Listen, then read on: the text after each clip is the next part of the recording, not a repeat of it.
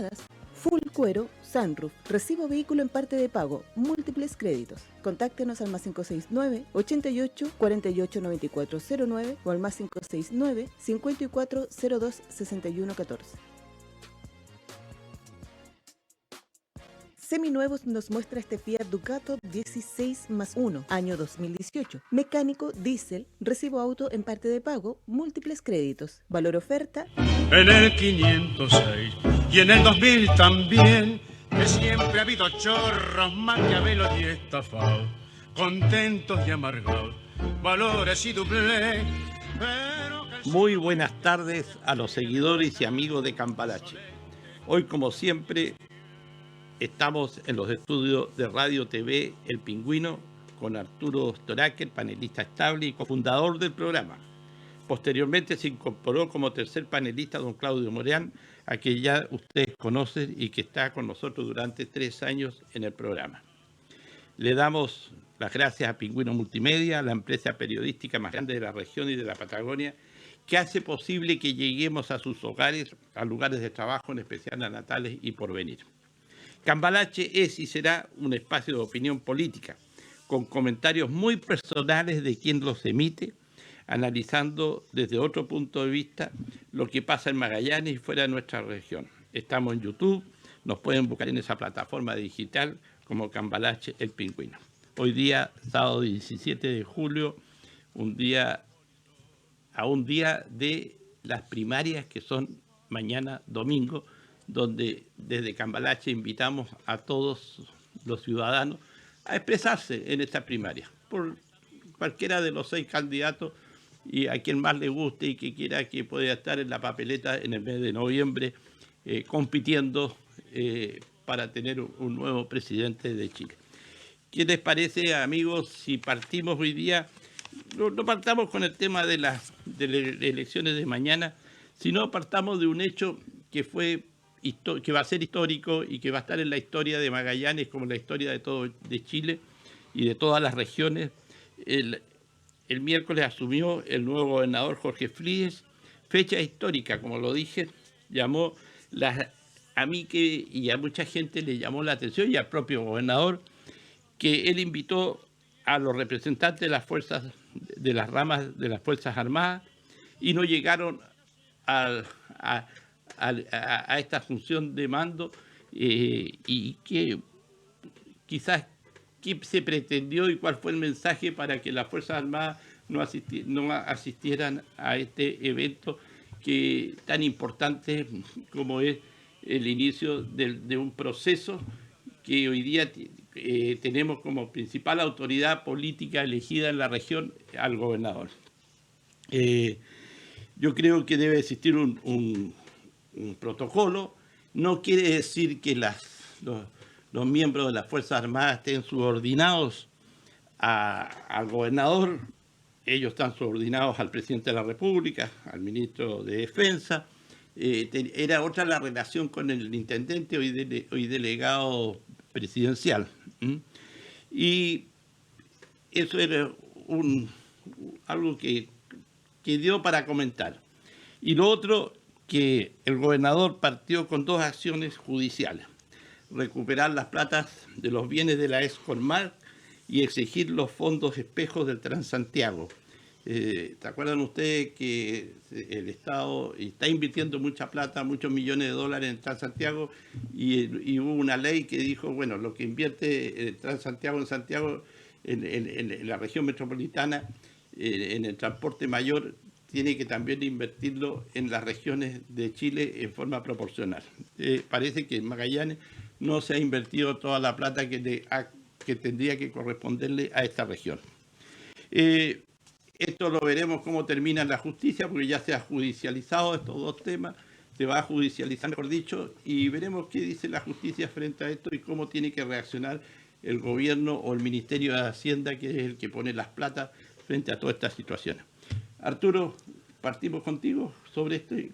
Sí, mira, la asunción del gobernador, en este caso el doctor Fríes, Jorge, creo que es un hito, y por supuesto que la ceremonia es un acto relevante y protocolar. Entonces es extraño que no tenga un protocolo cuando uno dice, oye, se invitó. La verdad es que las ceremonias importantes de la región sigue un vocativo de autoridades.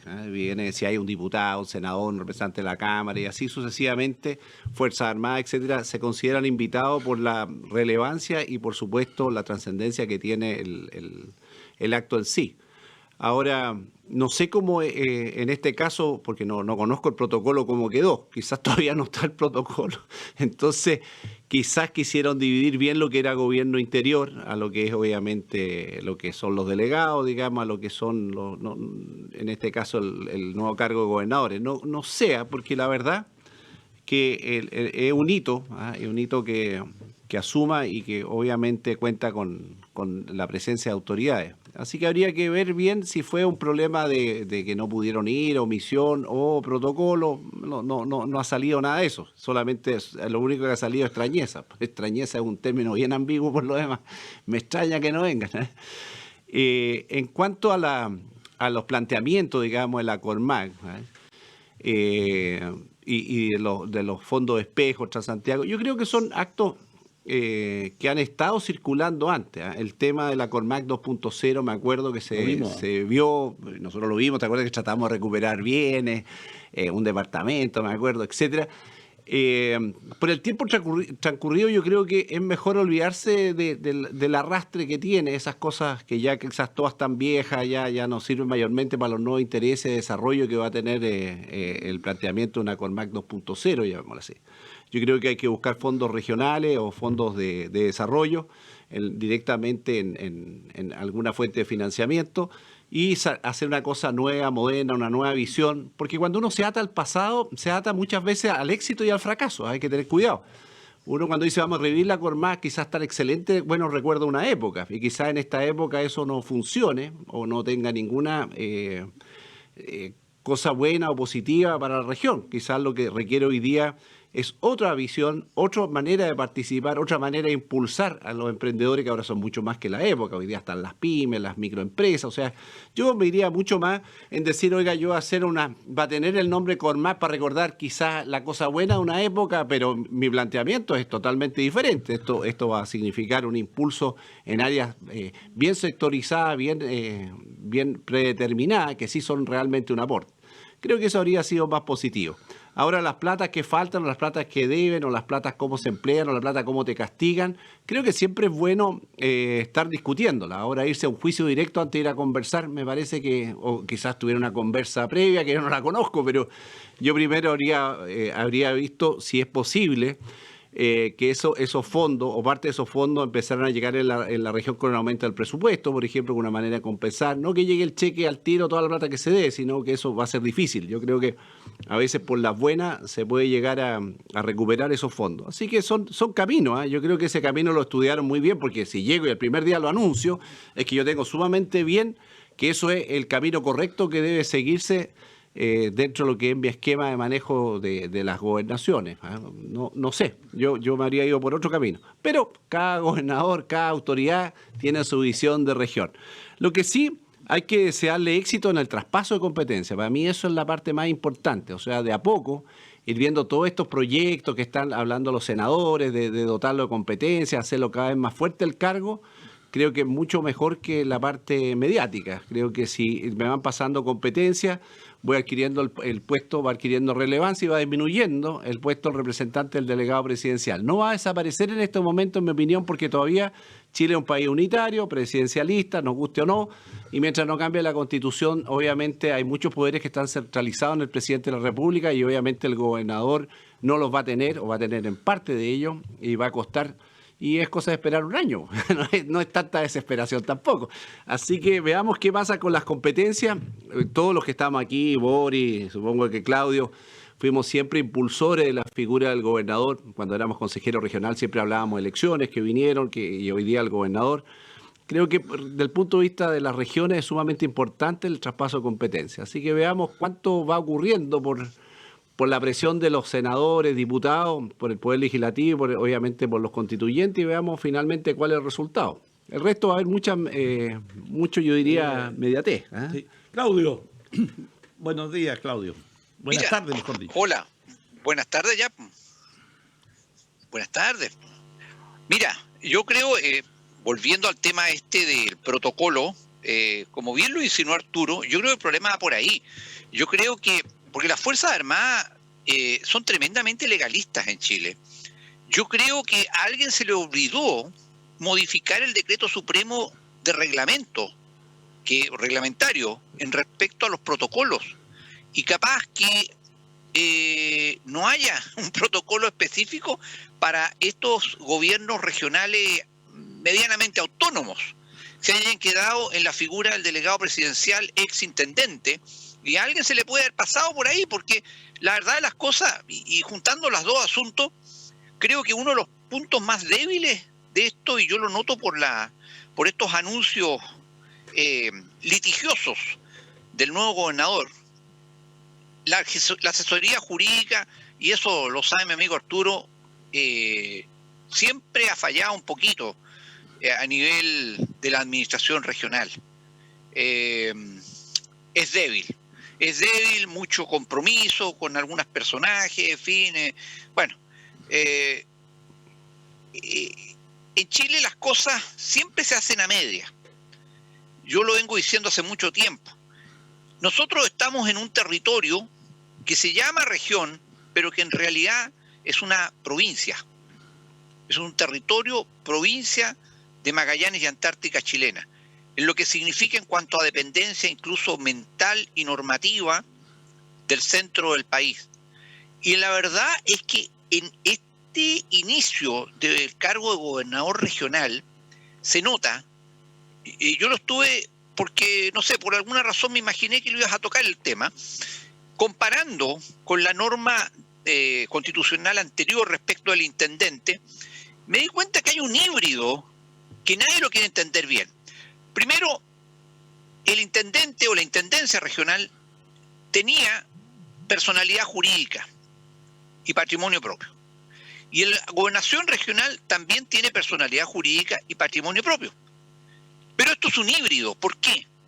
Porque resulta que la Constitución señala que el Estado se divide en regiones y las regiones en provincias. ¿Qué estoy diciendo con esto? Que las regiones siguen siendo parte del mismo Estado. Y el fisco no es más que la versión patrimonial del Estado. Y nadie puede demandarse a sí mismo. O sea, es una cuestión bien curiosa esta de que una parte del Estado demande al resto del Estado.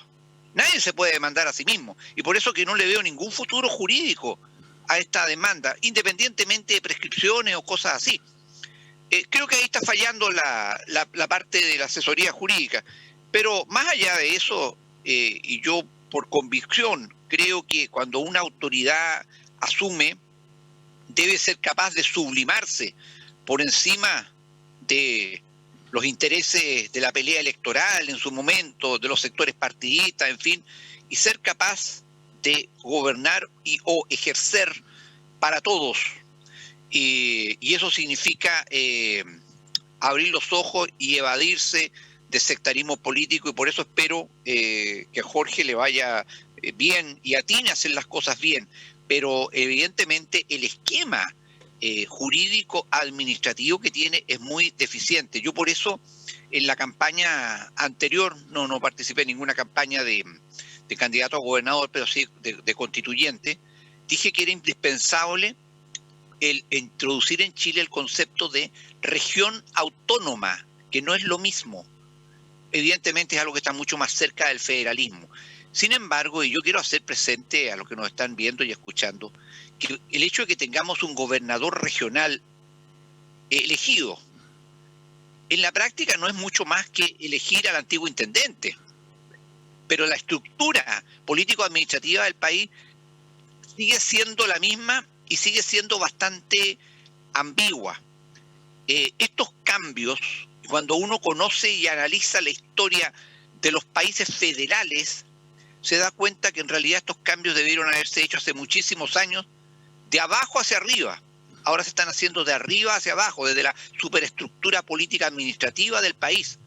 Pero mientras no se desarrolle una fuerte sociedad civil y sobre todo una cultura y una mentalidad de autonomías individuales primero, hasta llegar a la autonomía de nivel regional, no vamos a tener región que viene de regire, regirse a sí misma.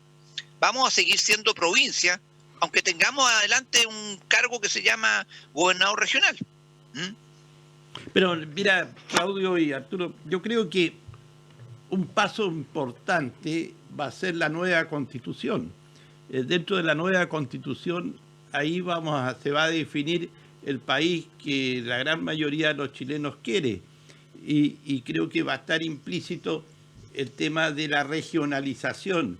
Y la nueva Constitución tendrá, porque así de alguna manera se harán los estudios correspondientes, de las facultades que tengan estos nuevos gobernadores, las facultades que no se le han dado a través del Parlamento y de la misma iniciativa del Ejecutivo, que lo dejó muy limitado. Solamente da la sensación que la elección de gobernadores fue por cumplir, para decir, mira, parte del programa decía que los gobernadores iban a ser electos por votación popular. Ya, cumplimos con el programa, los tienen ahí, la ciudadanía, los chilenos tienen sus gobernadores en cada una de las regiones, pero siempre se habló de que esos gobernadores no tenían las facultades que todos pensábamos que la iban a tener. Ahora no queda otra que la nueva Constitución le dé esas facultades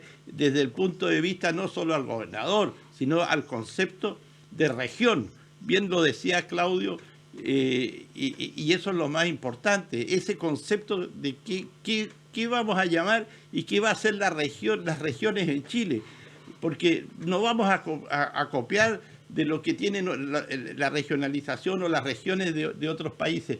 Yo creo que nosotros tenemos que ir construyendo un país regionalizado, con facultades descentralizadas, pero de alguna manera tenemos que aprender a autogobernarnos en las regiones.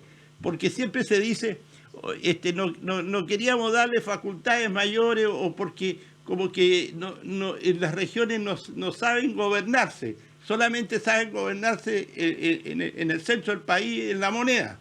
Y quedó demostrado tampoco que sabían gobernar dentro de la moneda. Y eso lo estamos viendo no en este gobierno, sino en gobiernos anteriores. Y de alguna manera... Pero te quiero hacer un alcance adicional. Te quiero hacer un alcance adicional, Boris, a esa idea. Mira, yo soy abogado viejo ya, sí. Más de 3 décadas desde que me recibí. Toda la vida he tenido discusiones, por ejemplo, con notarios en todo el país, recordándoles el principio básico del derecho privado, el que se nos aplica a nosotros las personas, que no somos autoridad, en nuestras relaciones contractuales diarias, cuando compras, vendes, arriendas, etcétera. Todo lo que no está prohibido está permitido. ¿Dónde hay una ley que prohíbe esto, señor notario? Ninguna parte. Entonces procede. Pero esto ha sido una verdadera lucha. ¿Sabes por qué? Porque el chileno medio, y eso incluye al magallánico, es apatronado, es centralista en su mentalidad. No hay milagros que puedan hacer las leyes ni las constituciones.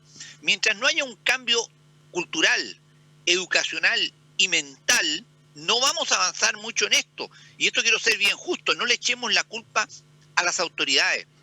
Esto viene de mucho más abajo. La gente y el chileno medio y el chileno de las regiones tiene miedo a la libertad, tiene miedo al ejercicio de su libertad. Y eso es lo que debemos superar, eso es lo que nos va a dar autonomía. Las leyes no solucionan estas cosas, son los elementos culturales. Y ahí debemos atender a desarrollar una mentalidad, y a lo mejor nos vamos a demorar muchos años, quizás hasta una nueva generación, para que no tengamos realmente unas regiones en Chile con capacidad autonómica. Arturo, sí, para cerrar, mira, lo que le ha faltado a las regiones es juego de pierna, el hecho de estar centrado en seremías, direcciones, que son todas centralistas. Siempre la región, en la decisión A o B, de repente no tiene mucha injerencia, como que esto, oye, no, esto ya viene de Santiago, viene listo y punto y chao. Esto se aprobó así y así se va a hacer. Entonces, el centralismo ha sido siempre un tema en que te impiden un desarrollo más ágil si tú tuvieras un buen plan de desarrollo regional y lo siguieras, porque muchas veces se hacen los planes y después quedan obsoletos o quedan sin aplicarse por falta de recursos, por falta de voluntad política. Yo creo que si cambiamos eso, tener un buen plan de desarrollo y logramos que los recursos centralizados se vayan hacia ese plan como hemos determinado, al fin veríamos un plan que sí es de desarrollo. Hasta el momento vemos un plan de desarrollo teórico. Esta es la prioridad energética, esta es la prioridad agrícola, pero los recursos vienen de Santiago. No, ahora esta es la política, se va a hacer no sé qué cosa de la energía, de la empastada, etcétera. Yo creo que ese juego de piernas es lo primero que se tiene que dar. El problema es por dónde se da. ¿Se dan los consejos regionales? Y esa es una gran pregunta. ¿Tienen capacidad de realmente ser no solamente los que asignan recursos, sino la capacidad de control, que nunca ha sido muy eficiente por lo demás, porque se delega? Entonces hay montones de aspectos, antes de empezar a manejar realmente descentralizadamente, que tú como región te tienes que adaptar a eso. Y la verdad tu estructura viene ya de un esquema centralizado, que estás tratando con la figura del gobernador, por ahí haciendo algunos...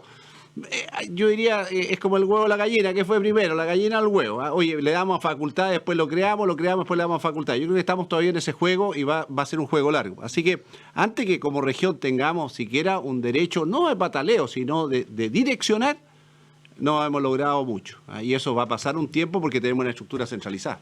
Bueno, mira, y para ir cerrando, por ejemplo, me acordé de algo. Por ejemplo, en Magallanes tenemos muchos subsidios. En el caso del transporte, por la conectividad, porque estamos lejos de Santiago, por decirlo así, lejos de Chile, de Puerto Montt.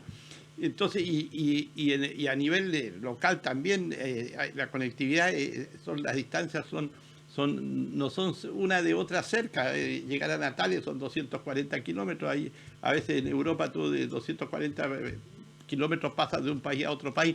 Pero a mí me gustaría que, por ejemplo, este nuevo gobernador estudie todo el sistema de subsidios, que el tema de la región y de ahí desde la gobernación se designe a dónde coloca la plata de esos subsidios. Por ejemplo, yo te digo, hoy día los fletes desde el centro del país a Punta Arenas, a Magallanes, son caros. Los fletes, es caro el flete del transporte y eso afecta a los bienes y especialmente a los bienes de consumo como son los alimentos. Entonces, yo a lo que voy, si hay que subsidiar, veámoslo desde acá, analicémoslo desde Punta Arenas, desde Magallanes y designemos esas platas que nos entregan para subsidios nosotros los magallánicos. Y ahí ya tenemos un acto de decisión que puede ser a través de un gobernador, el estudio de todos los subsidios que tiene la región.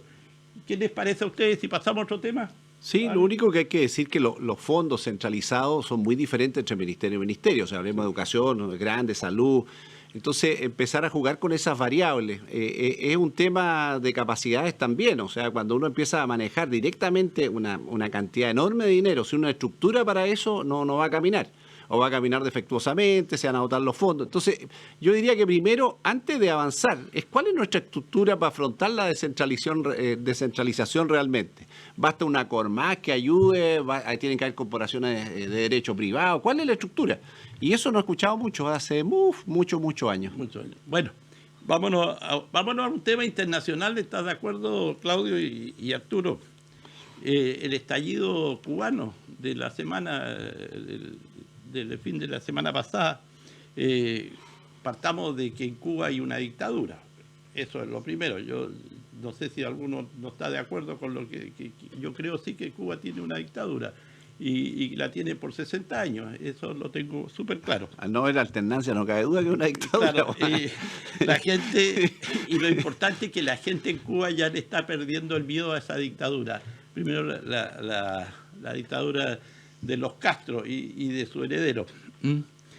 Pero, no sé, le voy a dar la palabra para que inicie este tema, Claudio, que sé que lo apasiona este tema, y después nosotros complementaremos y daremos nuestras propias opiniones. ¿Qué nos está dando un papel secundario acá? No, secundario no. Pero vamos a complementar. Yo tengo mi propia idea. Porque sé por dónde va Claudio.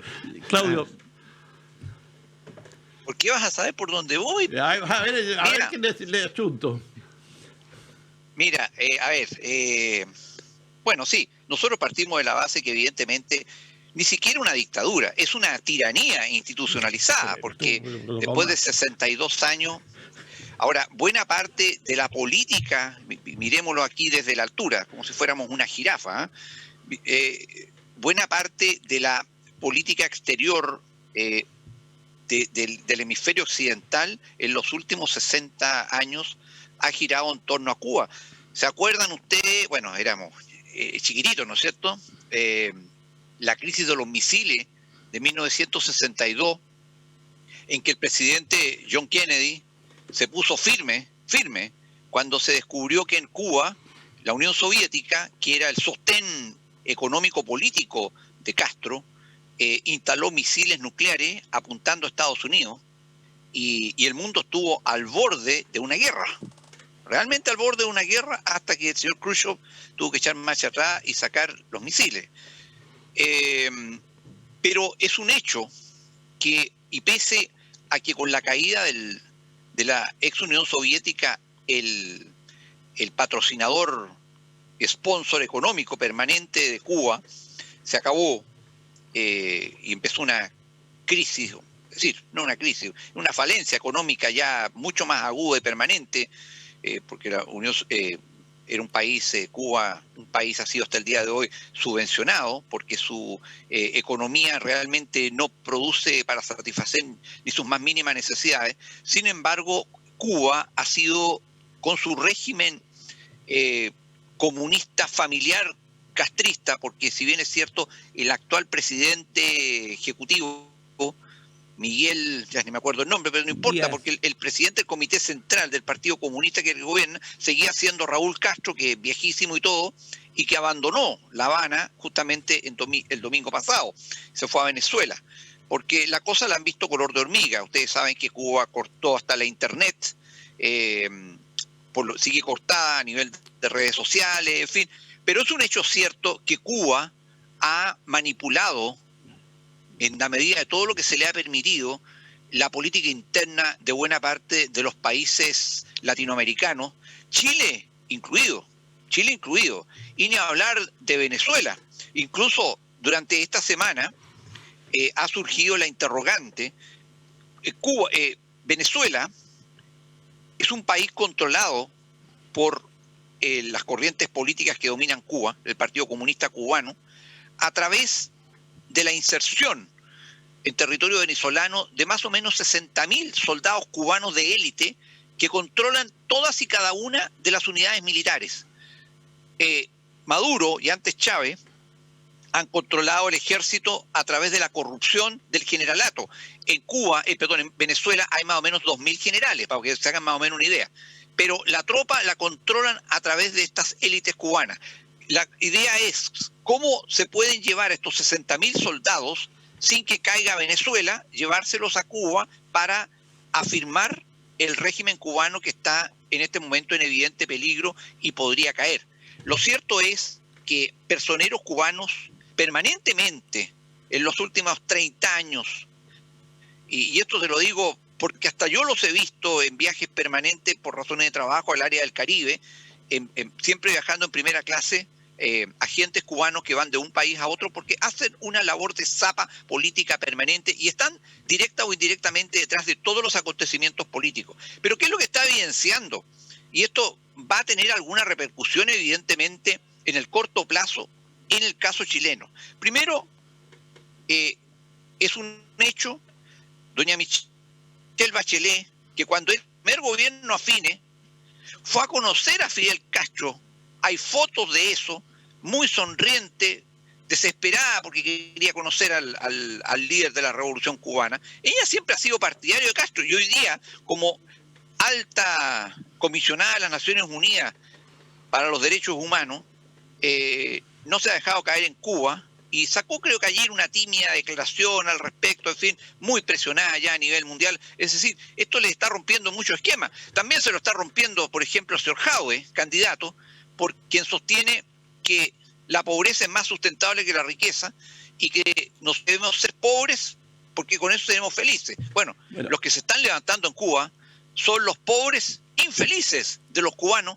que simplemente ya no dan más, después de generaciones, después de más de 60 años. Después, imagínate que el gobierno cubano, como gran concesión en las últimas horas, accedió a que aquí a fin de año ahora puedan ingresar remesas de dinero y alimentos y medicinas desde el extranjero, principalmente desde Estados Claudio, Unidos. O sea, ya estamos hablando de ese nivel. A la gente no se le permitía que parientes que residen en Miami les mandaran comida o les mandaran medicamentos. Todo eso restringido. No quieren mandar plata porque saben que el gobierno cubano le echa mano a las remesas de dinero. Claudio. Es un verdadero desastre. Es digna de una película de Hollywood. Bueno, déjame decirte algo. eso es lo que va a gravitar y va a cambiar evidentemente el esquema político en Chile. Y por eso es que esto tiene una tremenda importancia para toda América Latina y también para Chile, porque el eje político izquierdista de más de 6 décadas está derrumbándose. Mira, Claudio, y ahora le voy a decir a Arturo, ¿por qué te di primero la palabra? Porque tú hiciste un análisis de lo que pasa en Cuba, pero no te escuché en tu intervención hablar del bloqueo de Estados Unidos a Cuba por 60 o más años. Y eso te olvidaste contarlo. Y eso es lo que de repente nosotros tenemos que decir y hablar también la realidad. El bloqueo de Estados Unidos. No me olvidé, porque te voy a completar la historia. Derecho a réplica la tienes. Después hablamos del bloqueo. Y hablamos del bloqueo. Pero te voy a completar la historia. Te voy a completar la historia, no, pero después, porque hay manos chilenas en eso. ¿Sabías tú, no? Terminar no me interrumpas. El bloqueo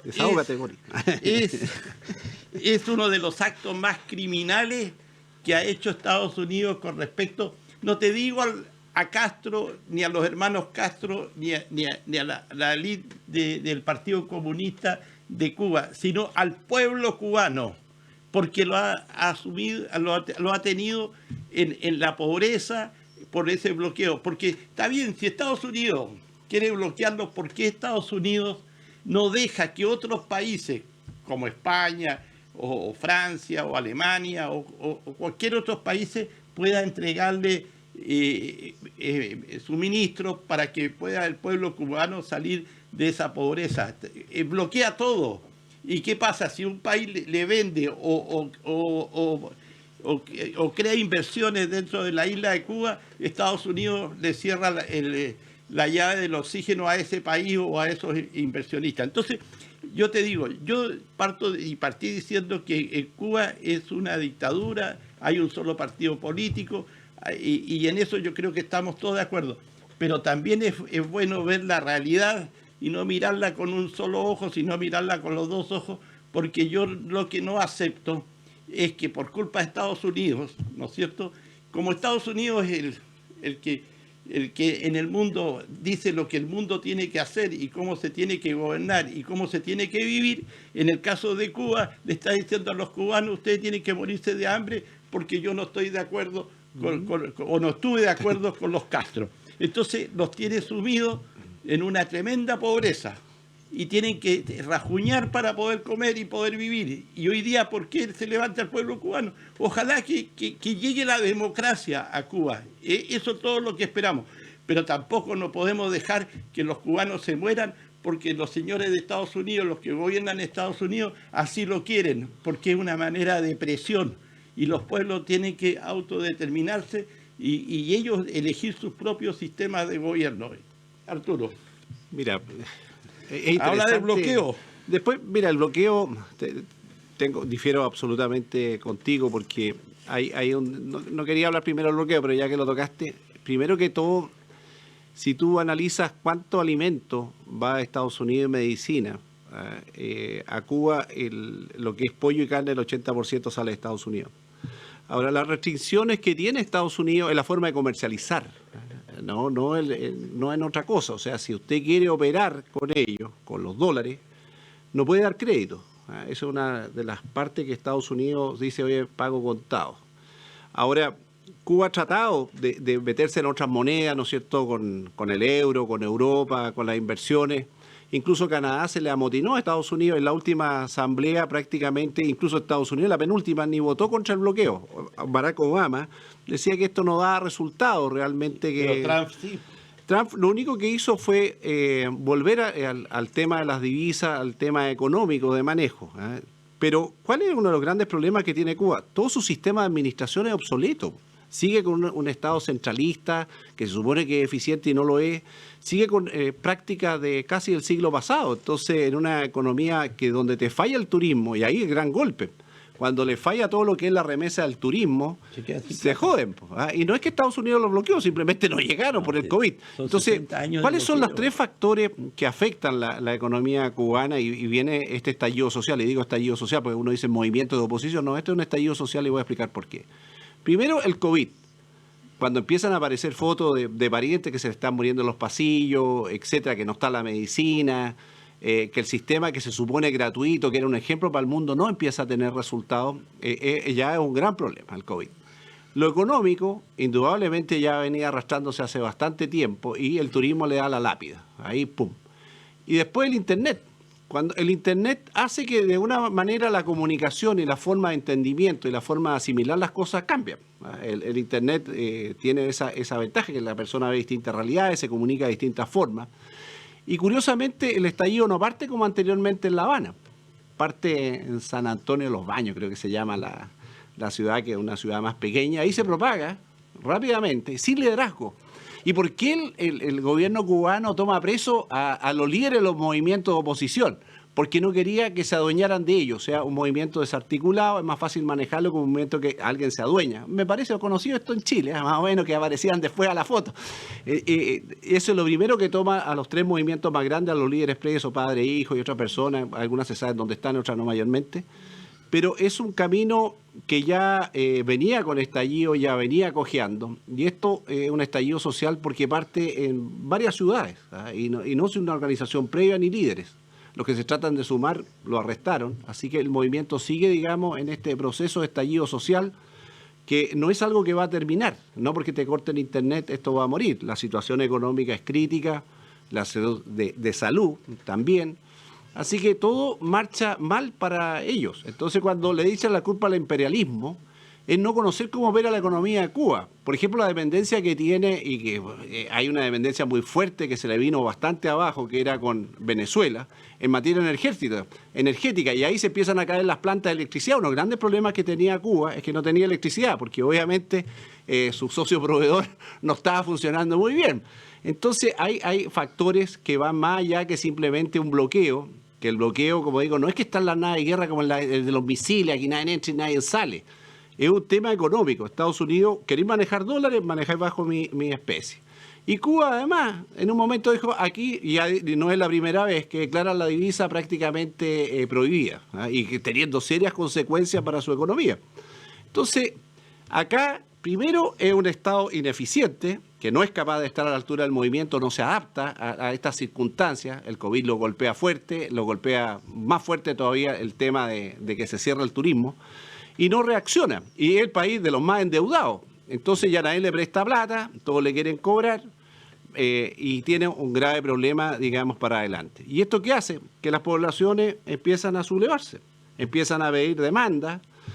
Ya no sirve el eslogan, sino que ahora, como dicen ellos, patria y vida, empieza canciones, empieza todo esto muy conocido en los movimientos sociales, esto de la canción, etcétera.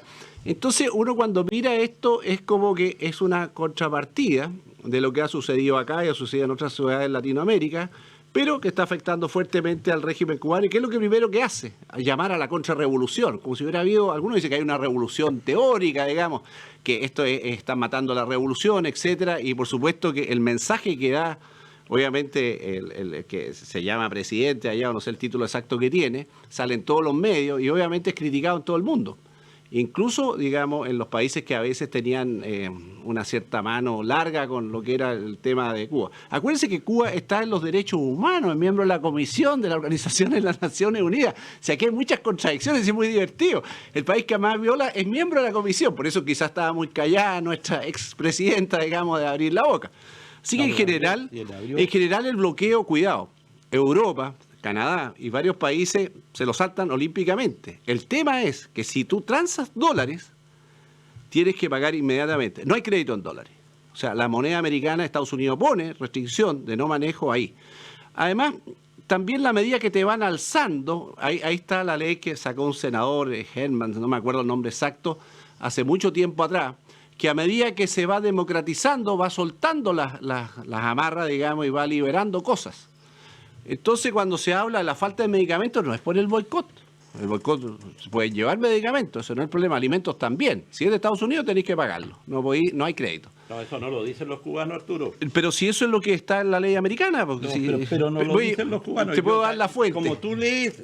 Es que los cubanos, los cubanos dicen lo que quieren. Pero la realidad del boicot es esa. ¿Qué querés que te diga yo? Es un boicot económico. Hace 2 años. No, 2 años ha pasado mucho tiempo. 2 años con un garzón en el Santino que era cubano. Pucha, tu fuente era muy buena. Y claro, era un cubano mi fuente. Era un tipo preparadísimo que estuvo trabajando acá en Punta Arenas. Y te lo voy a decir más. Él me decía, nosotros los cubanos somos pobres, pero somos felices. En ese momento, hace 2 años. Parece que ya Hoy día son pobres y no son felices. Sí. Porque con el COVID se le está... También decía que era un pueblo sumiso y ya no es sumiso, qué raro.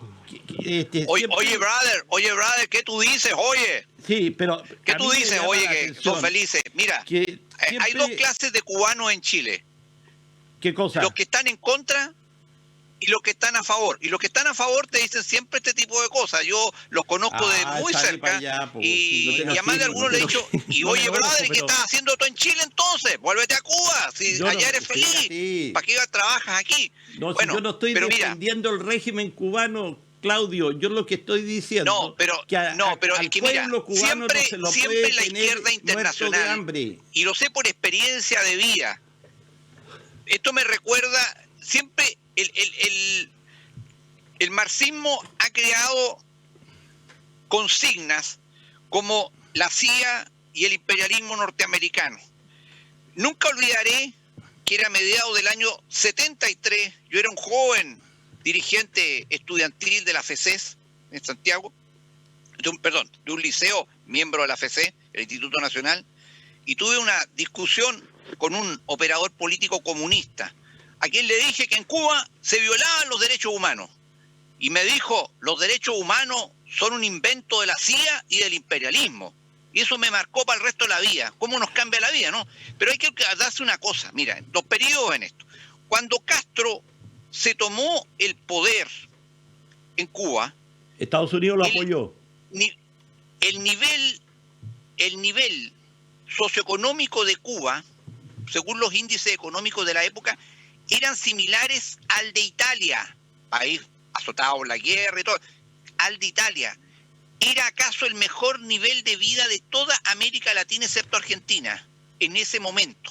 Cuba era el burdel de Estados Unidos. Y la Batista era el que manejaba el burdel de Estados Unidos en Cuba. No manejo la vida nocturna de Cuba. Eso quería decirte. La excusa fue que Cuba era el burdel de los Estados Unidos. Y Cuba, hasta el día de hoy, estimado amigo Boris, es el burdel de buena parte del mundo. Porque tú sabes, el turismo sexual a Cuba es algo que se ha incrementado a niveles increíbles.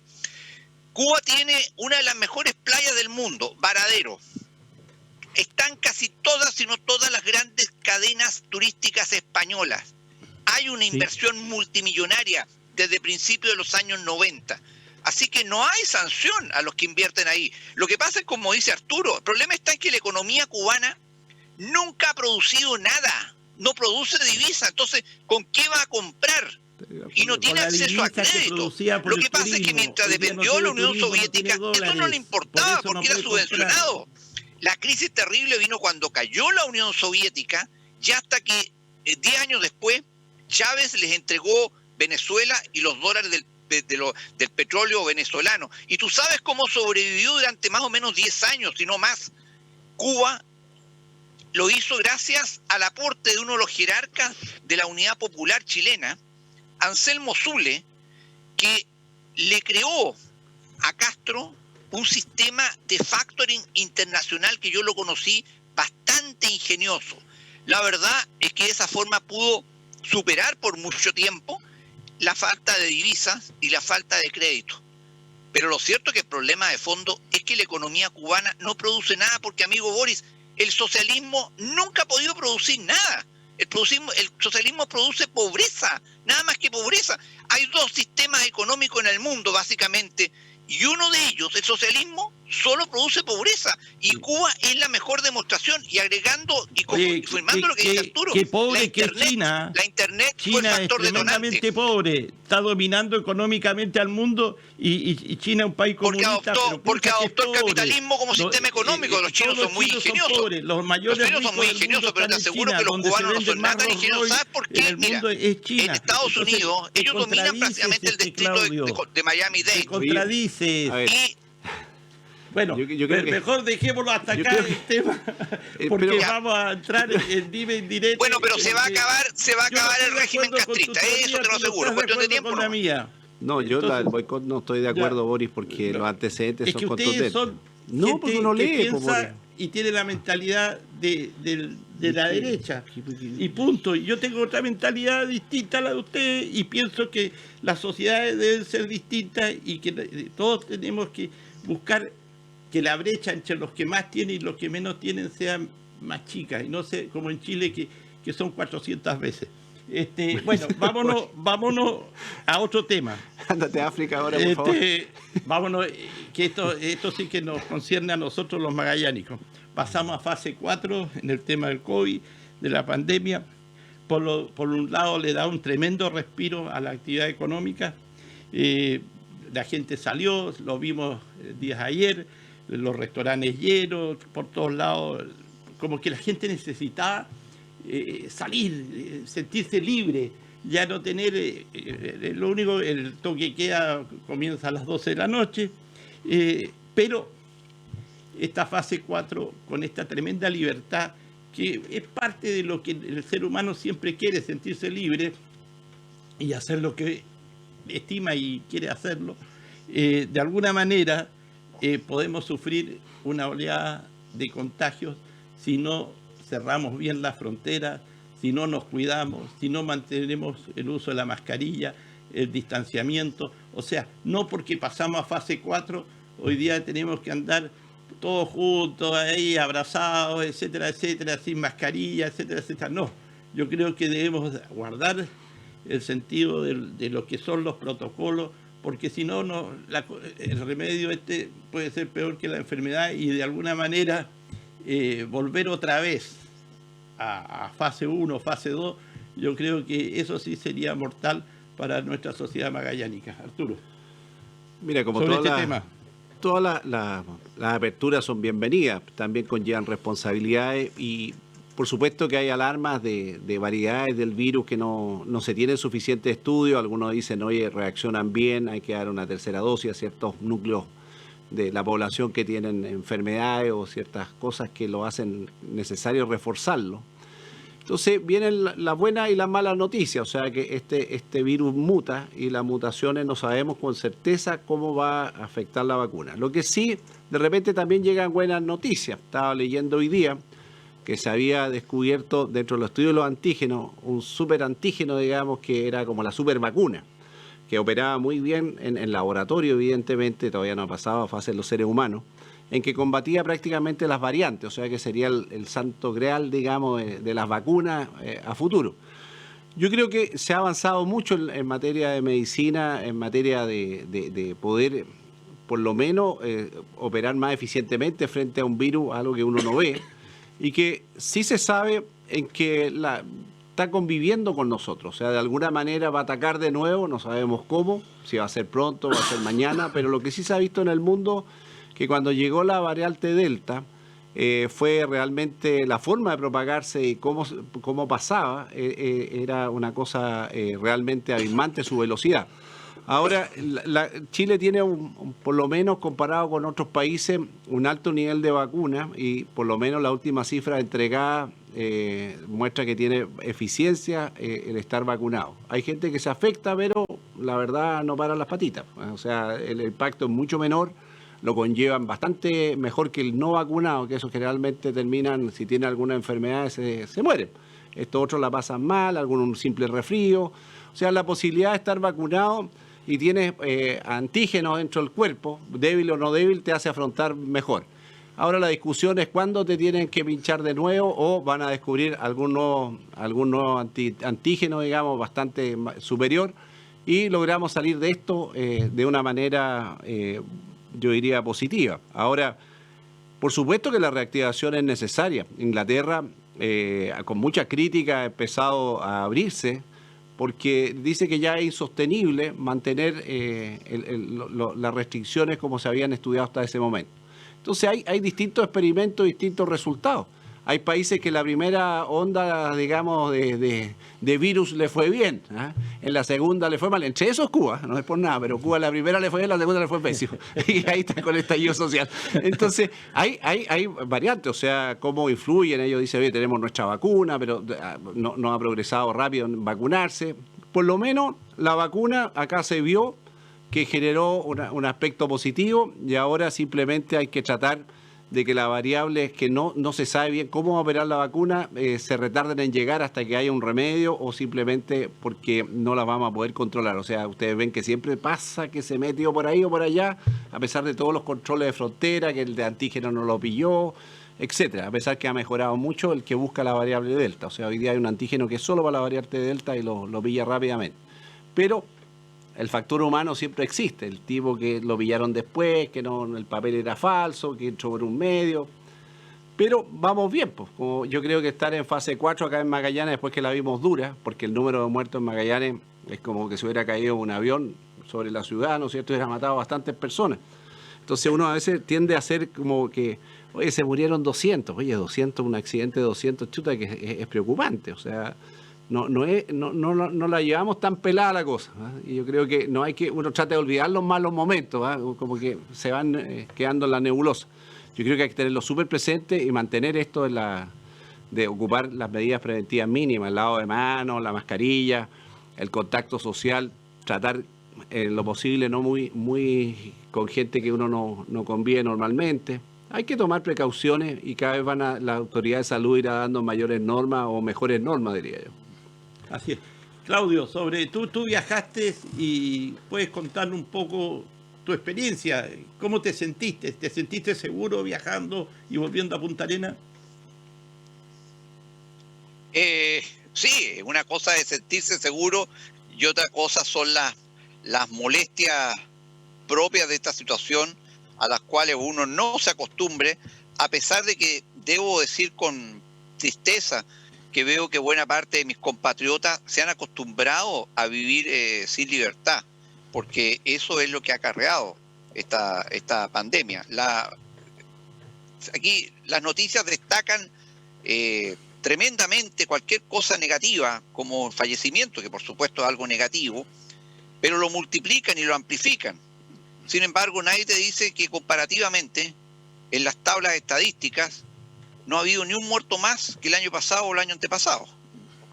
De lo que cabe, bueno, nadie te dice ni te refriega mucho que gracias a algunas medidas sanitarias básicas como la mascarilla, la gripe prácticamente desapareció, y ni hablemos del resfrío común, prácticamente desaparecieron. Por eso es que yo he criticado mucho que esta era la oportunidad histórica para mejorarle los hábitos higiénicos a la población de Chile, que es, perdónenme al que le moleste, tremendamente cochina. Los malos hábitos sanitarios de este país son endémicos. Ustedes se recordarán que en la pandemia de cólera, a principios de los 80, se tomaron una serie de medidas que pueden considerarse básicas, pero gracias a eso otras enfermedades históricas como el tifus desaparecieron. Bueno, yo desgraciadamente no veo que aquí se estén tomando las medidas de educación sanitaria para cambiarle los hábitos, los malos hábitos a los chilenos. Es una pelea diaria, por ejemplo, en cualquier lugar, acá mismo en Punta Arenas, de la gente con la mascarilla bajo la nariz, la gente que no respeta la distancia física. Oye, si esto, ¿qué nos está demostrando? Nos está demostrando que es un peligro permanente lo del contagio. Y a lo mejor todas esas gripes y resfríos estacionales y otro montón de enfermedades más, como el virus sincicial y otros, con estas medidas sanitarias habríamos podido eliminarlos o disminuirlos drásticamente. Y por eso me preocupa que no haya habido una educación. Por otro lado, yo creo que en la confianza está el peligro, pero por otro lado también puede haber una contradicción lógica. Si tienes más del 80% de la población de Magallanes vacunada, y se supone que la vacuna es vacuna y funciona, yo tengo ahí mis serios reparos, pero eso no importa, sería un borrar con el codo lo que se escribió con la mano, que volviera atrás la región, porque sería reconocer entonces que la cuestión no ha funcionado. Lo que yo sí sostengo y creo que debe hacerse mucho más con las medidas sanitarias. Por ejemplo, me hicieron el comentario de que ya en ciertos supermercados tú mismo puedes sacar el pan. Yo desde que estoy en Magallanes he reclamado de que por qué la gente toma el pan en los supermercados, incluso lo hacen con las manos. Porque de esta forma están transmitiendo un montón de gérmenes y hay muy malos hábitos higiénicos. También he reclamado de por qué hace más de un año que en Europa se está hablando de los aerosoles que contagian. Recién hace un mes o 2 meses que se está hablando en Chile. Yo digo que el Ministerio de Vivienda, que es el que maneja la Ordenanza General de Construcciones, debió haber propuesto e implantado reglas técnicas para todos los establecimientos comerciales e industriales del país en cuanto a circulación y renovación del aire. Y en eso no se ha hecho nada. Me llega pena, voy a un comercio en el centro, aforo máximo 2 personas, esperando afuera con temperatura bajo cero para poder entrar a comprar, qué sé yo, una bolsa plástica, cualquier cosa. Entonces, no se han tomado medidas, no se ha avanzado en esto. Entonces, ¿qué va a quedar después de esto aparte del hoyo económico? Y siempre el riesgo de que se produzca un rebote, que puede ser que el rebote no sea de inmediato, que sea la variante, no sé cuántas letras del alfabeto griego quedan para adelante, y esta crisis vuelva, imagínate, en 1 año más, o en 2 años más, se dio la vuelta al mundo y volvió. Bueno, ¿estamos preparados o vamos a seguir siendo exactamente igual de cochinos que antes? Eso es algo que, mira, y por último, me impactó ver ayer un instructivo de la Seremi de Salud, que está llamando a la constitución de comités sanitarios. Eso me suena más o menos como Comité de Defensa de la Revolución. Oye, se han restringido y han vulnerado una cantidad impresionante de derechos individuales.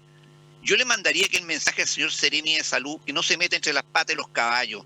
El hogar de todo hombre y mujer es su castillo. No puede pretender que un grupo de vecinos, al estilo de la Revolución Cubana, se nos venga a meter a la casa para revisar qué. No tienen facultades. Liberemos el país de una vez por todas. Terminemos con el cierre de fronteras también. Mira, en Chile nunca se ha querido implementar, lo dijo Mañalich incluso, otros exámenes que son ultra rápidos, como el test de saliva o el test de aliento, porque hay una de amarres y contratos con megaprestadores por los PCR y ahora con los antígenos que nos tienen amarrados en este sentido.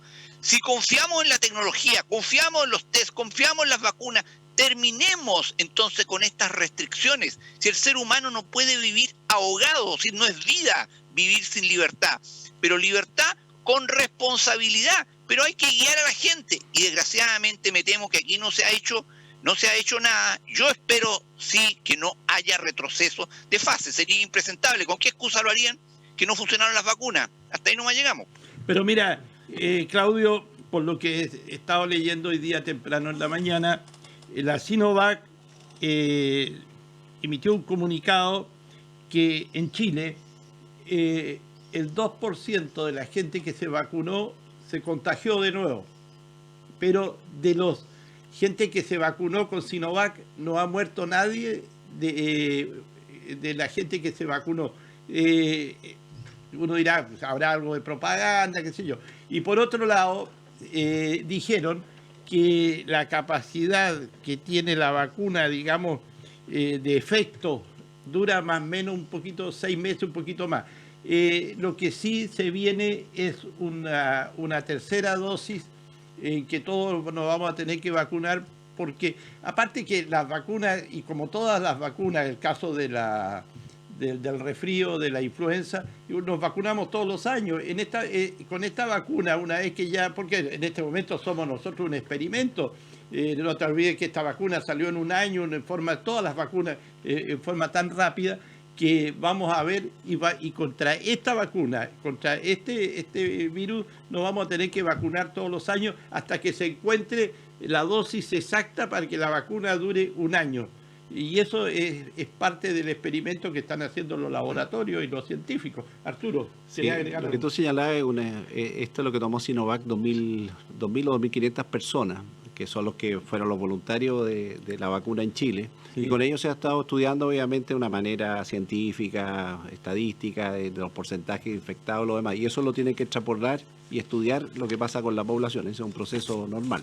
Claro. Ahora, lo importante de la pandemia es que deja cosas buenas y cosas malas. Cuando uno mira qué es lo que deja al desnudo, varias precariedades que teníamos en Chile que antes pasaban como, desapercibidas, los campamentos, la forma de vivir hacinada, el tema de los emigrantes, el tema de la ayuda mal focalizada, de un manejo ineficiente de los datos, que hacía que todo sea tardío, todo llega tarde, de puras críticas, el tema de la violencia intrafamiliar, etcétera. Deja una serie de capacidades de un país que íbamos al desarrollo, que no estábamos tan desarrollados en muchos aspectos, tanto en el aspecto del diario vivir, como obviamente en nuestra, yo diría, calidad de vida, que hoy día están en el tapete, quedaron ahí en un Chile que está más pobre.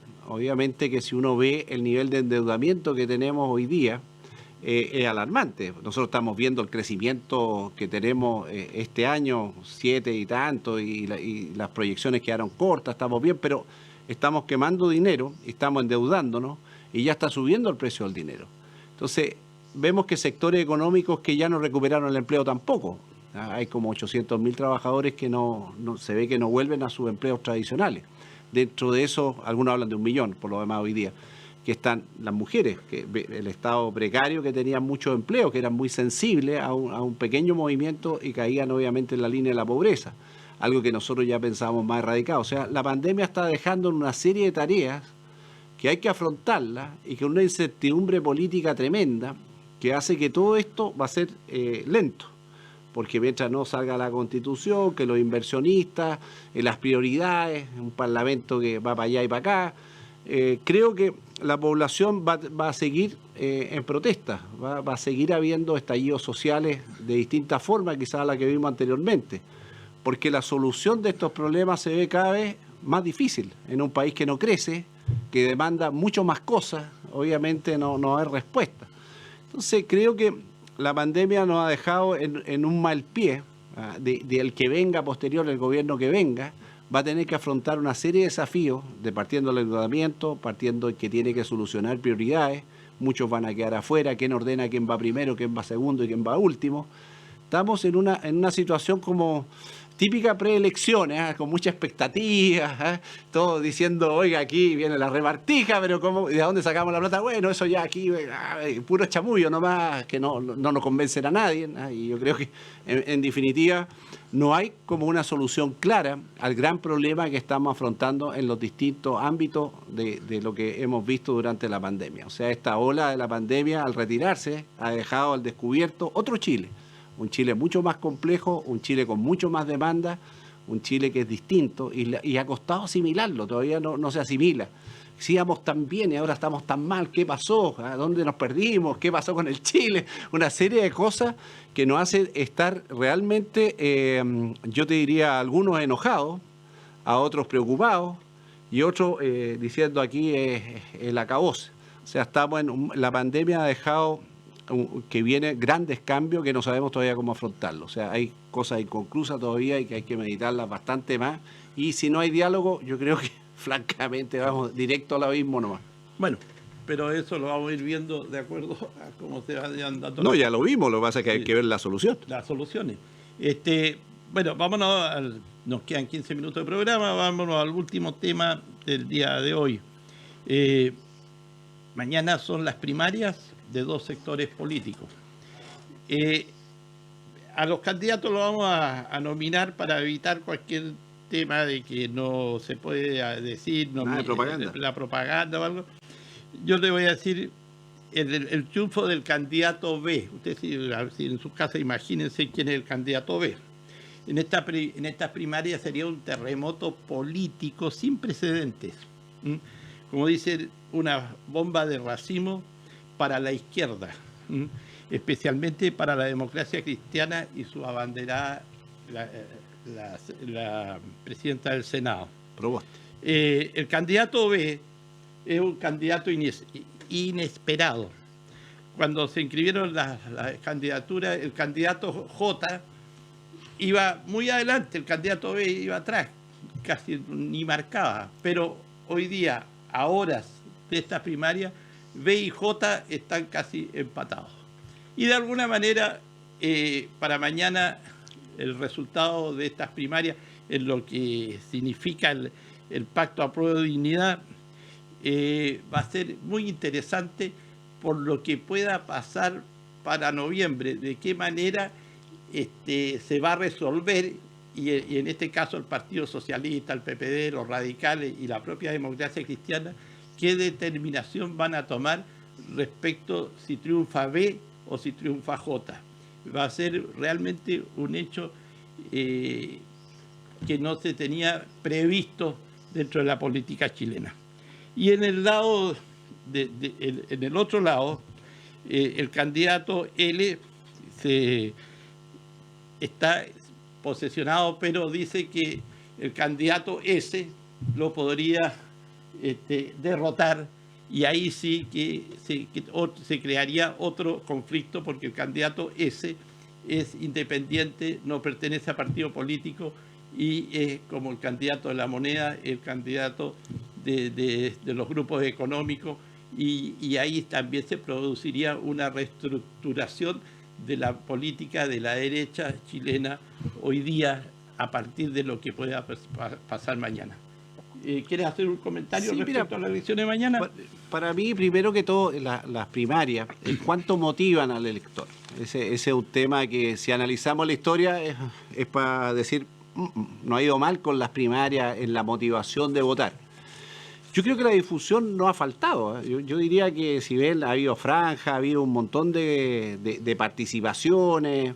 En algunas redes han estado más activas que otras. En Twitter, no, según lo que dice la información, no han estado tan destacados, pero en lo que es Facebook, sí, sale ahí el candidato y sus banderas, etcétera, y sus mensajes. Ahora, ¿realmente llegaron a la gente? Gran pregunta, porque algunos hablan de cuántos deberían ir a votar, si son 2,5 millones o 3 millones, la otra vez fueron como 1 millón y tanto nomás, pero hay como un optimismo de que se motive la gente, y el pesimismo, hoy se fueron de vacaciones, no van a ir, etcétera. Pero lo que yo creo que sí sirvió para que los candidatos se dieran a conocer versus los que no hicieron primaria, que deben de estar arrepentidos o esperando cosechar después, pero quedaron atrás, porque el pensamiento, aquí hubo discusión, no hubo tanta pelea, así unos clinch ahí por allá, pero yo creo que el tema va a estar en lo que pase mañana, en que sí, cuántos van a votar y en qué diferencia hay entre los bloques, porque eso también es un elemento decisivo. O sea, el resultado define además un montón de cosas, gatilla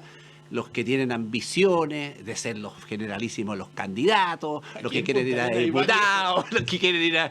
viene todo un gatillamiento de acuerdo a cómo me fue, si me fue bien o me va mal. Entonces las esperanzas son montones, pero la verdad es que lo poco que he leído es que la motivación no ha sido que bruta, es cosa de ver todos los autos a la playa. Entonces uno se imagina de los peores escenarios que puedan haber. Pero sí es un factor, y se está midiendo. Yo creo que este tema de las primarias para los partidos ha sido casi de vida o muerte, digamos, pero la realidad es que hasta el momento, ojalá que cambie, y a eso yo llamo a motivar a que vayan a votar, las primarias tengan un sentido. Si no, siempre, a pesar de todos los esfuerzos, es como un tema que no logra motivar. Quizás es la desazón política que hay, o la desmotivación política, porque eso no hay que olvidarse, que los políticos están súper mal considerados. Y por lo tanto, cuando dice, oye, ¿cómo hablé? ¿Qué dije? Si no te escucharon. ¿Qué dijiste? Entonces, creo que Ojalá sí haya una respuesta por el bien, digamos, de lo que es la política, en que la gente vaya y dé sus preferencias. Y los independientes tienen la oportunidad, digamos, de poder votar a lo que les dé la gana. Y los que son militantes, los partidos que están fuera del esquema no pueden votar. Por los socialistas, los demócratas cristianos, todo eso están esperando ahí cómo nos va o cómo va, digamos, a ver qué hago. Y yo me pronuncio 2 días antes. La verdad es que los ajustes vienen después. Este va a ser un proceso, no sé cuán importante, depende del número de votantes, pero sí gatilla todo el resto. O sea, después de mañana, digamos, la cosa va a ser muy diferente. Ya hay algunos con las ambiciones, están Sí, ahí en grupo. Pero antes de darle la palabra a Claudio, ayer escuchaba a un dirigente de derecha, no de tu partido, Arturo, sino de derecha, de otro de los partidos, y decía, están saliendo desde Santiago 250.000 vehículos.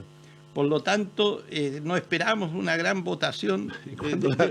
Como que los 250.000 vehículos, los choferes y sus familiares, fueran todos de derecha. O sea, la derecha nomás sale de vacaciones en la playa, el resto no sale. Entonces, dando ese tipo de explicaciones, de excusas, que si tienen una votación que no llega al umbral que ellos quieren o que tendrían que llegar, es por culpa de que salieron de Santiago. Cosas como esa. Entonces, ¿creen que los chilenos somos tontos? Claudio. Tú sabes que mi análisis es distinto al que se presenta por la prensa. Gracias a Dios yo mantengo relaciones, conexiones con círculos académicos de gente seria y que sabe. Y bueno, evidentemente esa es la gente a la cual la política no le interesa llegar porque dejaría en evidencia la mala calidad de los elementos de la política chilena en este momento, que es muy penca. Y bueno, recordábamos justamente ayer en una de estas reuniones, no nos olvidemos que Chile está viviendo una revolución política y se hizo ahí por algunos profesores universitarios una relación con la Revolución Francesa a propósito de que tuvimos el 14 de julio entre medio, el día de la toma de la Bastilla, que es el inicio simbólico de la Revolución Francesa, y justamente comparábamos cuál es la Bastilla chilena, y llegamos a la conclusión que fue el Instituto Nacional, la primera gran institución, una de las más antiguas de la República, y ahí comenzó este proceso revolucionario. Se olvida por los analistas comunes de esto, y especialmente, bueno, los de los partidos en general, y especialmente los de la llamada derecha, que no queda mucho de derecha, pero en fin, que nosotros estamos en un régimen parlamentario de facto. El presidencialismo fue de hecho enterrado y carece de toda relevancia mayormente.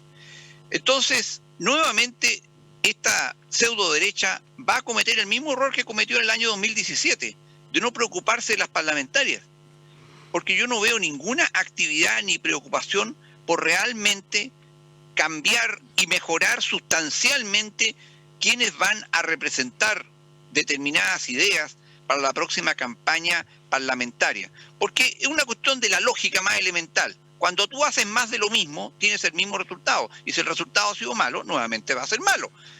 Y es ahí, en esa cancha, donde esto se va a jugar.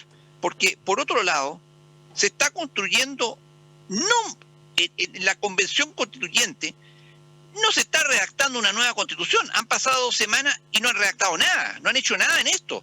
Se está consolidando, tú te recordarás, Boris, seguramente te acuerdas de uno de los gritos de guerra en la Unidad Popular, creando poder popular. Eso es, poder popular, un nuevo órgano político de rango superior, en fin, que va a determinar además las estructuras sobre las cuales se va a ejercer el poder en Chile. Desde el punto de vista jurídico, estrictamente, lo que se elija en noviembre próximo puede tener una muy corta vida si hay una nueva constitución a posteriori que justamente cambie todos estos parámetros, porque hasta se está hablando de un parlamento unicameral, el Senado va a desaparecer, en fin. Entonces todos los cargos como que carecen un poco de sentido en su proyección, pero sí en cuanto a lo que es enfrentar estas dos visiones del mundo que son irreconciliables y que existen en Chile en este momento como contrapuntos de esta revolución. Entonces, lo que pase mañana no va a cambiar sustancialmente nada. Y yo creo que, desgraciadamente, la llamada centro-derecha, que no es ni centro ni es derecha, centro-derecha, va a cometer nuevamente el mismo error. Deberían haber puesto el énfasis en el tema de las próximas parlamentarias, porque imagínate tú que el próximo Parlamento, Congreso, podría perfectamente bien, si es mayoritaria y abrumadoramente de izquierda, bajo la actual Constitución, cambiar los parámetros del tiempo y acuerdos y todo de la Convención Constituyente y, por ejemplo, extenderla en 3 años, establecer mayoría simple y no 2/3, etcétera, y de hecho entregar el país al manejo de esta Asamblea Popular que de facto se está construyendo en Chile contra la Constitución, pero eso ya no le importa a nadie, porque es el Congreso en definitiva quien tiene el poder, quien gobierna y no el gobierno. Por eso que te digo, yo creo que esto hay que mirarlo con beneficio de inventario. Yo no tengo candidato mañana, no voy a ir a votar, respeto a todos los que vayan a votar, porque creo que uno tiene que ser honesto. Si yo no tengo candidato, ¿por qué ir a votar por alguien que, si nadie me gusta, no voto por nadie? Pero puede que sí, se determinen algunas cosas, pero insisto que se va a cometer un gravísimo error. Seguir jugando al presidencialismo, a un presidencialismo que ya murió, cuando en definitiva el poder, de hecho, está en la cancha de la convención o asamblea constituyente ya, y se va a reforzar por el lado del Congreso, y el Congreso a este paso lo va a volver a ganar arrolladoramente la izquierda. Arturo, ¿crees que sí, una cosa muy corta porque se nos van acabando los minutos? Hay algo que cambió, uno que viene de la época de la prehistoria, la política ahora, yo veo que la fidelidad no es un cheque en blanco hoy día, cambia muy rápido. Hoy día te pueden llevar al poder, te llevan en brazos y al otro día te quitaron ya esa fidelidad.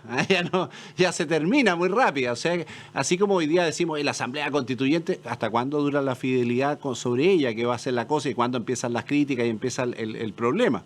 Porque se ha dado esa tónica. Yo me acuerdo cuando ganó el presidente Piñera, sacó, no sé, sobre el 50%, todos ahí felices. ¿Cuánto duró la fidelidad? Re poco. O sea, hoy día la gente se te abandona muy rápido si no estás dentro del camino que cree que tú deberías llevar. Por lo tanto, hay que tener mucho cuidado cuánto dura esa popularidad teórica si no se sabe mantener. Yo creo que no, de acuerdo a cómo van los tiempos, no se ha sabido mantener adecuadamente ni se ha sabido adaptarse a esas circunstancias. O sea, esperan, si me sacaron, ahora todos me van a seguir amando. No, olvídate, oye, este gallo está mucha, ya se agotó. Ya fue lo que fue, no fue más, no dio, y pum, para afuera. Entonces, eso se está dando enormemente. Por lo tanto, cuidado con eso, que yo saqué tantos votos y yo merezco. Lo sacaste, pero ya pasaste, viejo, ya fuiste. Entonces, ha cambiado la forma de ver la política. Pero un poco analizando tu análisis que haces tú, Arturo, por ejemplo, y lo que dice Claudio, que no están preocupados en las próximas parlamentarias. Yo tengo entendido que sí, aquí en Magallanes, por ejemplo, para el Senado, por parte de la derecha, están recontra preocupados. Ya se ha nominado ya al abogado Arcos, Juan José Arcos, como candidato a senador del PRI, a Alejandro Kuzanovich por Renovación Nacional. Él es independiente, pero dice, me gusta Renovación Nacional.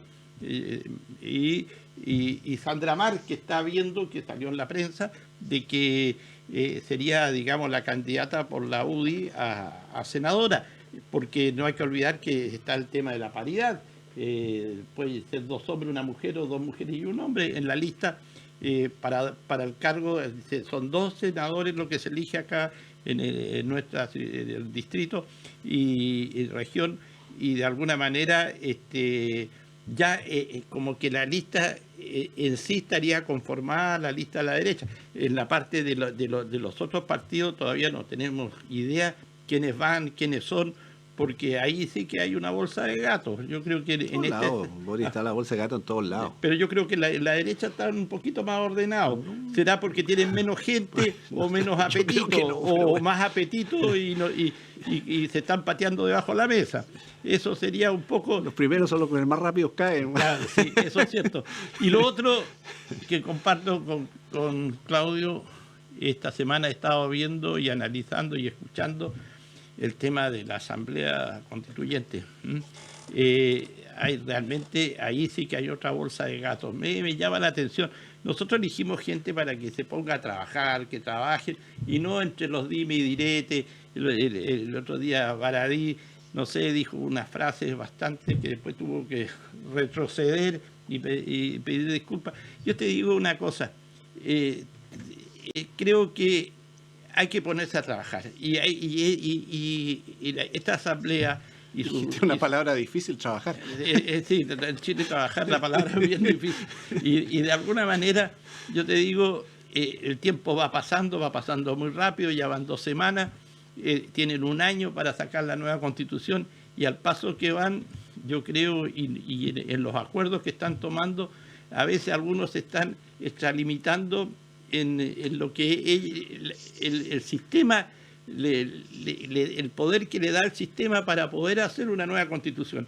Ellos no son legisladores, ellos no tienen que estar preocupados de las cosas que tiene que ver el Poder Judicial, que tiene que ver el Ejecutivo o que tiene que ver el Legislativo. Ellos están hechos y mandatados para hacer la nueva Constitución, y nosotros queremos que salga la mejor Constitución que hemos tenido en la historia de Chile, pero al paso que vamos, creo que le va a costar enrolar el camino para esta nueva Constitución. 1 minuto para Claudio, 1 minuto Arturo y cerramos. Sí, yo quiero complementar simplemente, Boris, lo que tú dijiste sobre la conformación de listas de la derecha que parecen estar más adelantados. Yo siempre a los candidatos les haría esta pregunta. ¿Usted quiere tal cargo? Sí. ¿Y para qué? ¿Qué va a hacer? ¿Qué propone? Porque no pueden los cargos seguir siendo un fin en sí mismo. Si la rebelión de la gente con la política se basa justamente en eso, que los cargos sean un fin en sí mismo. A la política se vino a servir, no a buscar honores y mucho menos beneficios, decía don Jorge Alessandri. ¿Para qué quiere el cargo? ¿Qué va a hacer con él? A ver, convénzame con el para qué y no el qué. Así es. Arturo. Mira, yo creo que hoy día hay puras locuraciones. Después del 14 se empieza a armar el naipe. El resto son como todo las autoproclamaciones, etcétera.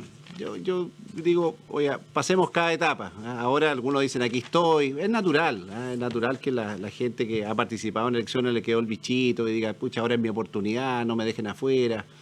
Pero aquí la gente tiene mucho que decir, así que esperemos nomás calma, muchachos, los caballos ahí en la largada, tranquilos. Bueno, hemos llegado al final de nuestro programa de hoy día, sábado 17 de julio, mañana 18, día de primarias. Los invitamos a participar de las primarias, a cumplir con un deber cívico, con el interés que le puede poner, porque el día de mañana, si uno quiere opinar, quiere criticar o quiere aplaudir, bueno, tiene que participar en la elección de quienes van a ser nuestros representantes en los diferentes, en este caso, en el Poder Ejecutivo, porque estos son todos precandidatos a Presidente de la República.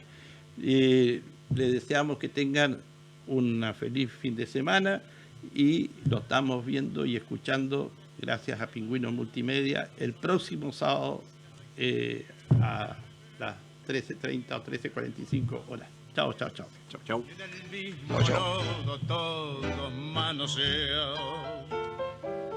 Hoy resulta que es lo mismo ser derecho que traidor. Ignorante, sabio, chorro, generoso, estafador, todo es igual, nada es mejor. Lo mismo un burro que un gran profesor. No hay aplazación ni escalafón. Los inmorales no salen. Que nos merecemos un relajo en esta cuarentena. Vuelve el gran chelazo Unimac. Pack cerveza Royal Guard, variedad de 6. De múltiples créditos. Contáctenos al 69 88 48 94 09 o al más 569 54 02 61 14. Seminuevos nos muestra este Fiat Ducato 16+1, año 2018. Mecánico, diésel, recibo auto en parte de pago, múltiples créditos. Valor oferta. En el 506 y en para ti. Descubre qué se lleva esta temporada en el arte de vestir. Recuerda que también puedes comprar online en nuestra nueva página web www.elartedevestir.com. Contamos con despacho a domicilio en todo Chile o retiro gratis en nuestra tienda. Te esperamos en el arte de vestir y Kitec. Las mejores marcas en un solo lugar.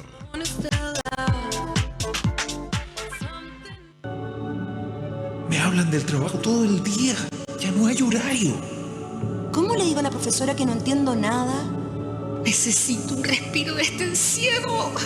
Hablar es el primer paso. Cuidar tu salud mental es cuidar también la de tu familia. Busca consejos en www.hablemosdesaludmental.cl. Subsecretaría de la Niñez y Ministerio de Desarrollo Social y Familia. Gobierno de Chile. Estar contigo y también con Jaime compartiendo algunas palabras este día jueves. Así, yo lo decía, una cumbre de exintendente. Jaime Yelinsic, lo saludamos desde los estudios de Pingüino Televisión. ¿Cómo ha estado? Hola, muchas gracias por la invitación y bueno, la verdad con Cristian acá viendo y opinando un poco lo que está pasando y la verdad que esto está muy entretenido, por lo menos está entretenido. Sí, por eso queríamos hacerlos partícipes a ustedes de esta entretenida conversación. Vamos a estar conversando por casi una hora. Y primero partir señalando, estamos con dos exintendentes. ¿Qué opinión le merece a cada uno de ustedes? Y parto por Cristian Matheson, la desaparición definitiva del cargo de intendente de la región de Magallanes que ocurre hace solo algunas horas. Bueno, ese es uno de los primeros signos de la regionalización y que esperemos también que se traduzca en una descentralización. En este minuto el gobernador regional no tiene muchas atribuciones, toda la gente, o por lo menos la gente que se ha instruido un poco más al respecto lo sabe, y bueno, va a tener que existir un gran diálogo entre el gobernador regional y el delegado o delegada presidencial para que las cosas puedan marchar de buena forma y a un ritmo adecuado para el desarrollo de la región. Tenemos que esperar a ver cómo se desarrollan las cosas en los momentos previos o los días previos a la asunción del gobernador regional electo. No se dieron muy bien las cosas, hubieron ciertos dimes y diretes, ¿no es cierto?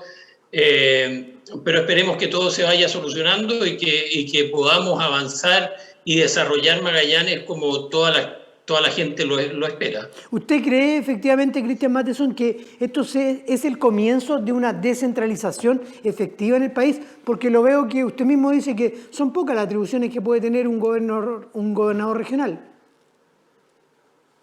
Sí, bueno, es un comienzo que se demoró mucho en empezar, digamos. Llevamos largos años esperando de que se nombre el gobernador regional y que sea electo por el voto popular y esperamos que las cosas ahora funcionen más aceleradamente. De hecho, a partir de la asunción del próximo presidente o presidente, digamos, porque ese no es ni masculino ni femenino, sí. El próximo presidente de la República, en el 2022, el gobernador regional va a tener la posibilidad de solicitar mayores atribuciones y tiene que ir viendo cuáles son las atribuciones que más le conviene dominar de tal forma de que la región se pueda desarrollar en forma más acelerada y adecuadamente. E invertir los recursos que se le asignen a la región en el Fondo Nacional de Desarrollo Regional, yo diría nuevamente adecuadamente para que la gente sienta el cambio y comprenda de que realmente la región se empieza a manejar desde Magallanes. Jaime Yelinsic, usted fue intendente hace 2 décadas, ha pasado rápido el tiempo. ¿Cómo ve el que desaparezca el cargo de intendente regional? Mira, más que discusión cómo desaparece el cargo, yo creo que lo que vamos en línea, y no sé si se acuerdan, pero en mi época yo planteaba hacía rato que tenía que cambiarse las atribuciones y construir un gobierno regional mucho más potente. Creo que esto se ha ido demorando mucho. Creo que durante mucho tiempo hablamos de regionalización en el país, la verdad, y avanzamos poco. Y este es un paso, por lo menos yo le doy un valor por el signo. Es decir, hoy día hay gobernadores electos y por lo tanto hay un camino que en mi opinión es un camino sin retorno en el proceso de regionalización. Y creo que eso es potente. Ahora, yo comparto con Cristian que la verdad que las facultades asignadas son muy poquitas. Esto va a tocar ir generando mayor fortalecimiento de esta nueva institucionalidad. irse responsabilizándose de esta nueva institucionalidad desde las regiones, cambiar la construcción del modelo de desarrollo con un nivel de desarrollo más de carácter territorial, con las características propias de cada una de las regiones, con la idiosincrasia de las regiones, pero este no va a ser un proceso fácil, creo que va a ser un proceso complejo, el poder nadie lo regala graciosamente, este va a ser un proceso de negociación, de tensiones permanentes entre las regiones y el poder central, más aún cuando queramos discutir fundamentalmente el tema de los recursos. Chile ha sido un país extremadamente centralizado desde el punto de vista financiero, no solamente en lo público, sino también en lo privado. Vayan a pedir un crédito a un banco y si es más de 10 millones lo deciden en Temuco, lo deciden en Concepción o lo deciden en Santiago. Hay un tema de centralización en los recursos, tanto público como privado, y un tema muy centralista. Entonces, yo creo que vamos en el ejercicio, vamos en la dirección correcta. Creo que esos dimes y diretes que tuvimos al principio